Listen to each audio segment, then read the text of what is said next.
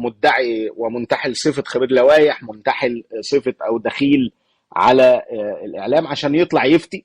وهنشوف بقى الايام اللي جايه تسفيه من قرار المحكمه السويسريه، وها ده روحي بالله ما اعرفش ايه، ما ينفع، ما يمشيش على القضاء المصري. هتسمعوا كلام ظريف اليومين الجايين، وهتسمعوا تشكيك في كل حاجه. اي حاجه تحصل ضد خطأ ارتكبه النادي الاهلي، فتحصل ضده حاجه لازم نسفه، والاهلي هو اللي صح.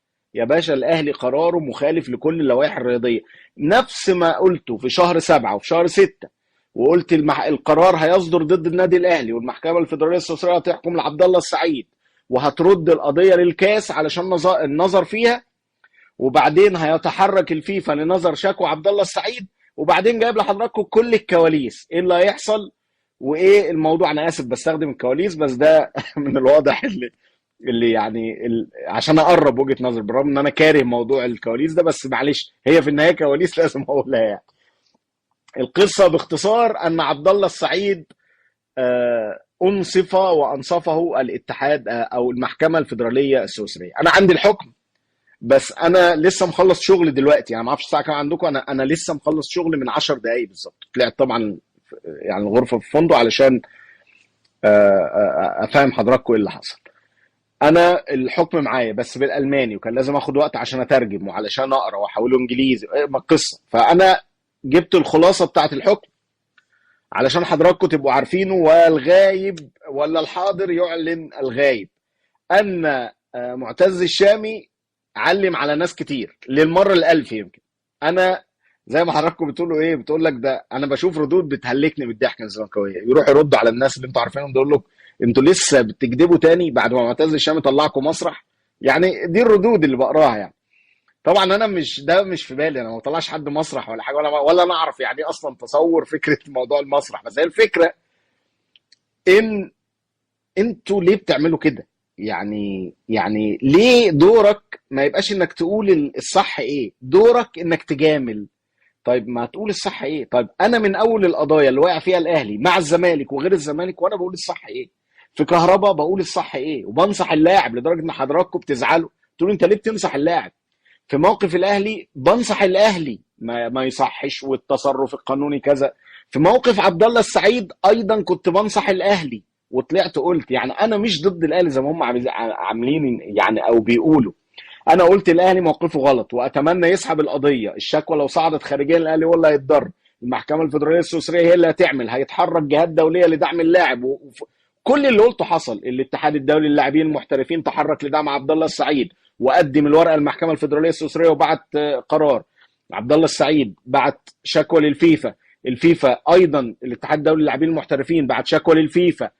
حاليا هناك تحرك جديد سيصدر او سيقوم او سيكون بناء على القرار بتاع المحكمه الفيدراليه السويسريه. الخلاصه بتاعت القرار بتقول ايه؟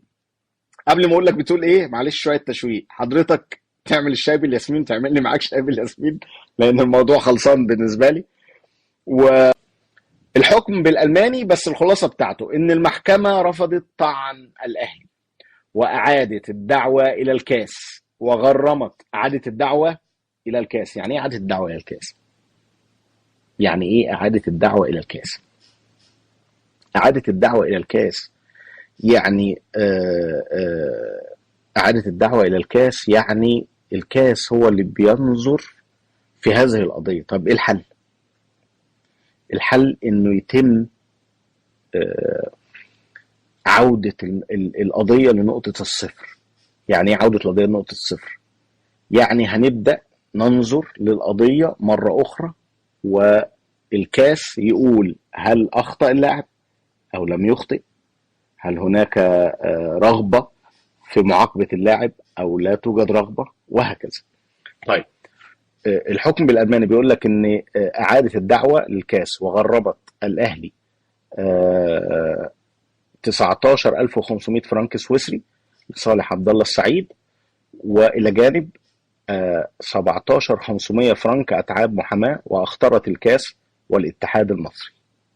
تمام؟ طيب طبعا التسريب هو طلع من اتحاد الكره الاول. طيب ايه الخطوات اللي هتحصل المرحله اللي جايه؟ اولا على المستوى